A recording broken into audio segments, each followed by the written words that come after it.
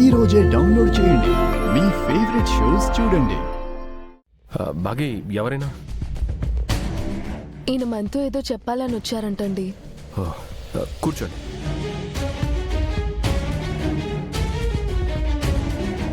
జై శ్రీమన్నారాయణ. బాగి ఆయన తినడానికి ఏమైనా తీసుకురా. మాకేమీ వద్దు నాయనా, మీకొక విషయము చెప్పి వెళ్దామని వచ్చాను. వచ్చినప్పటి నుంచి ఏదో చెప్పాలి అంటున్నాడు. కొంపతీసి సన్యాసి వార్డెన్ మనిషి కాదు కదా. మీ ఇంట్లో అస్థికలు ఉన్నాయి కదూ?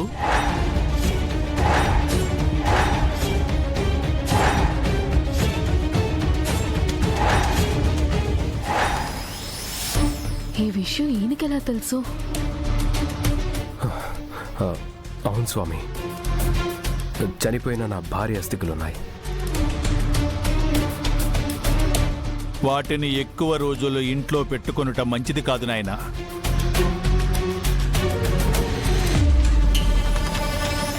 వెంటనే గంగలో నిమజ్జనము చేయాలి.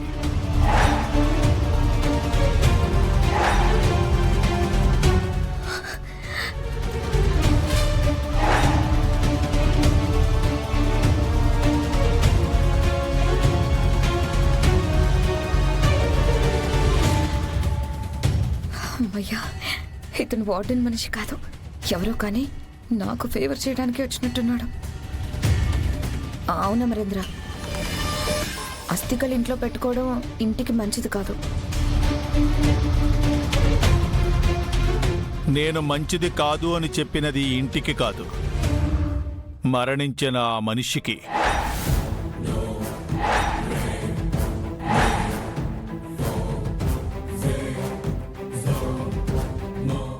చనిపోయిన మనిషినే ఇంట్లో 2 రోజులకు మించి పెట్టుకోలేం. అలాంటిది ఆ మనిషి ఎముకలు బూడిద పెట్టుకోవడం ఇంటికి అరిష్టమే కదా.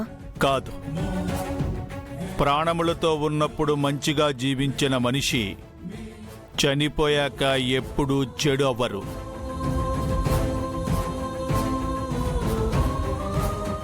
ఆ మనిషి అవశేషములతో ఆ ఇంటికి, ఆ ఇంట ఉన్న మనుష్యులకు ప్రమాదముండదు.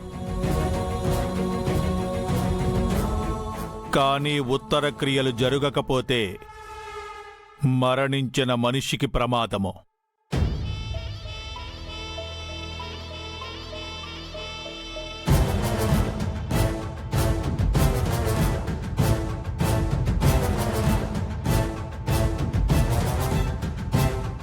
చనిపోయాక ఇంకేం ప్రమాదం ఉంటుంది? నువ్వుండు మనవారి. మీరు చెప్పండి స్వామి, అస్థికలు నిమజ్జనం చేయకపోతే చనిపోయిన నా భార్యకి ఏమవుతుంది? ఆమెకు పునర్జన్మ ఉండదు నాయనా.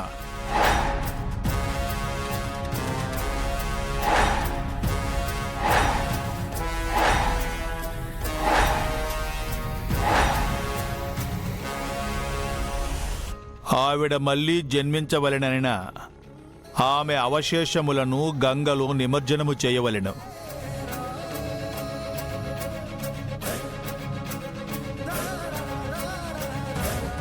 అప్పుడే ఆమెకు ఈ జన్మ నుండి విముక్తి కలిగి మరు జన్మ ప్రాప్తిస్తుంది.